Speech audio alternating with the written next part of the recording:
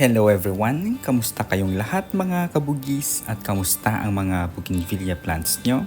It's Michael here and welcome back to my channel. Bago tayo pumunta sa ating main topic, halina't pag-usapan muna natin itong bougainvillea ko na hitik sa bulaklak. And guess what kung ano yung ID niya? Siya lang naman si Golden Picture. She is really one of the best bloomers sa aking garden. Non-stop kong magbigay ng bulaklak. Kaya maganda siyang paramihin and for sure maganda itong i-graft. At isa pa sa maganda sa kanya ay matagal malanta ang bracts niya. That is my Golden Picture which is related sa ating topic ngayon na top rare golden and variegated bougainvillea varieties. And dito sa video na ito, papakita ko sa inyo yung mga bago at top rare na varieties na magaganda ang dahon dahil variegated at golden ito. Kaya naman, tara, samahan niyo ako at ating ipakita ang ganda ng bougainvillea plants. Una sa listahan ang isa sa pinakabago na bougainvillea variegated variety ay si variegated Maharani. Isa sa mga gusto kong variety ang Maharani kahit yung green leaf version niya. Ang ganda kasi ng color combination ng bracts niya na white and orange. And since nalaman ko may variegated version na ito, syempre, hindi tayo makatiis. Ang ganda ng variegated dahon niya, kitang-kita mo naman na maharani talaga siya, may pagka-orange yung dahon niya. Tapos yung RS niya is uprooted kaya makikita mong healthy. And alam nyo ba, si variegated Maharani ay isa sa pinakamatagal bumabang presyo niya dahil hanggang ngayon sobrang mahal pa rin niya.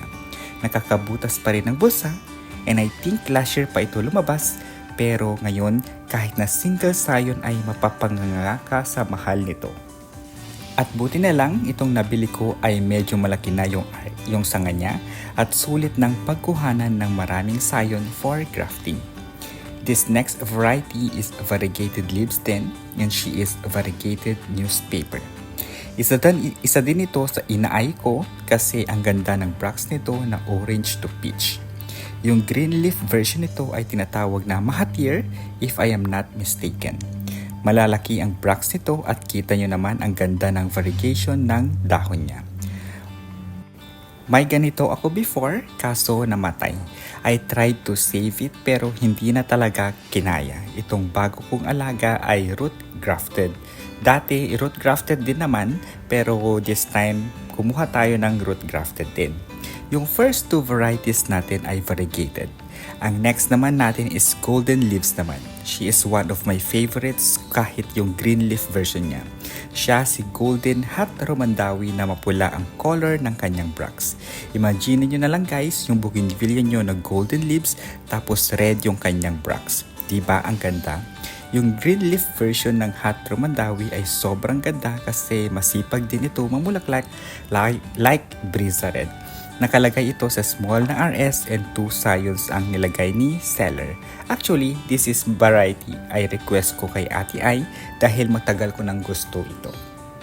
Another variegated variety na sobrang ganda din ay si variegated Taiwan Breeder White or White Panther Taiwan variegated kung tawagin.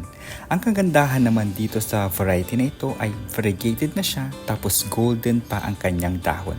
Yung plain leaf version nito ay sobrang sipag din kung mag-flower. And na-feature ko na ito in one of my shorts videos. Maganda ito dahil white yung bracts niya. And ang ganda din isama sa purple version nito na si Pink Panther Taiwan. Gustong gusto ko itong variety nito kasi maliit yung mga dahon niya unlike sa mga chitra na malalaki.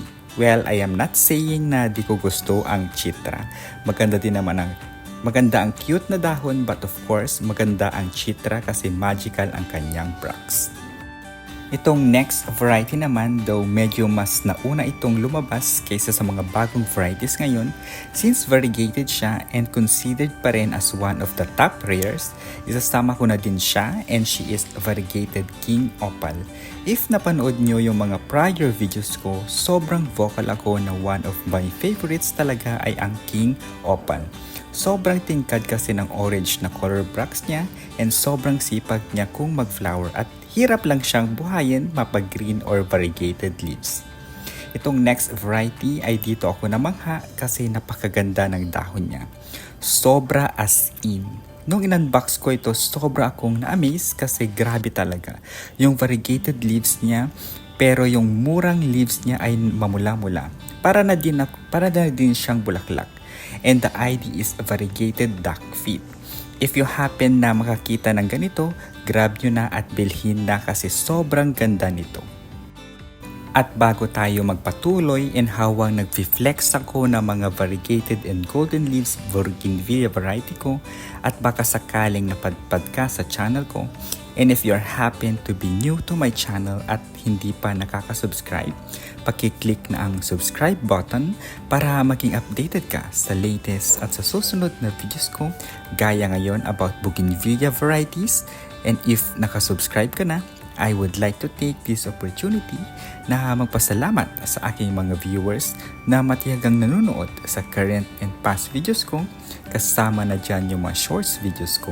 Maraming salamat po at lalong-lalo na sa mga subscribers ko na patuloy na sumusuporta sa aking channel. Thank you so much.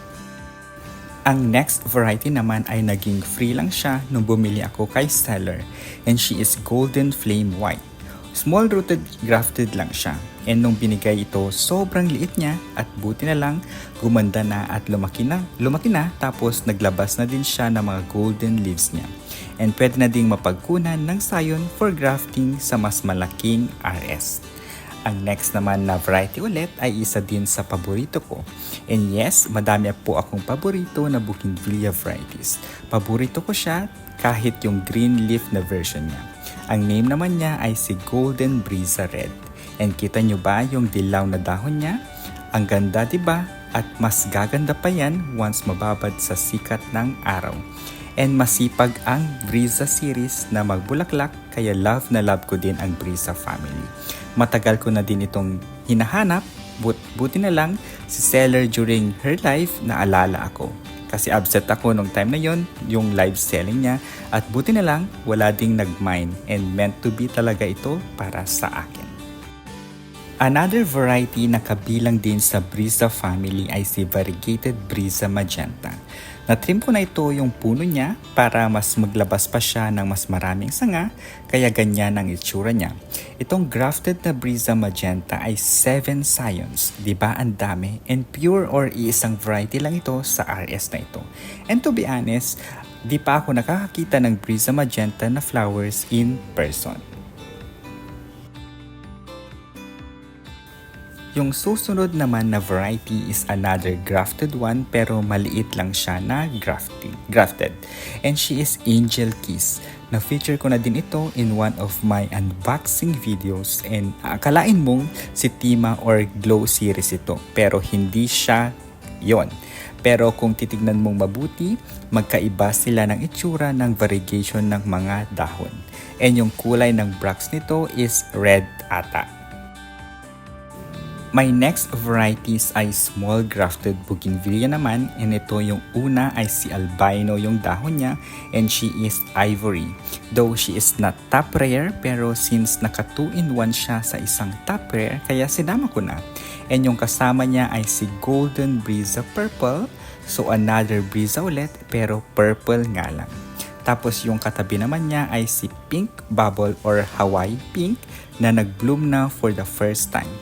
Akala ko nung una siya si Hawaii Purple kasi mukha siyang purple, and kinonfirm ko pa talaga kay seller, and sabi niya parang ngang ganun si Hawaii Pink. And yung last two varieties na ipiflex ko ay mga napakita ko na sa mga past videos ko. Una na dyan si Golden Kayata Magenta na sobrang lush niya ngayon. Ang dami niyang mga sanga kasi na-trim siya, and katatapos lang din niya mag-bloom. Tapos yung last variety naman is si Golden Sakura na exotic yung kanyang rootstock. Sobrang yabong nito at ang kapal-kapal na niya, and never ko pa ito na trim. Siguro gagawa ko ng video para lang kay Golden Sakura para mas ma-appreciate yung ganda niya, and never pa din ito nilipat ng mga paso. So, yun guys ang ating video para sa mga variegated and golden leaves na dahon. Kaya, so ayun lang guys for today's video. Thank you so much for watching at makakaasa kayo na pagbubutihan ko pang gumawa ng mga relevant videos for bougainvillea. Kaya naman, don't forget to subscribe, stay safe and healthy, and we'll see you in my next videos. Bye-bye!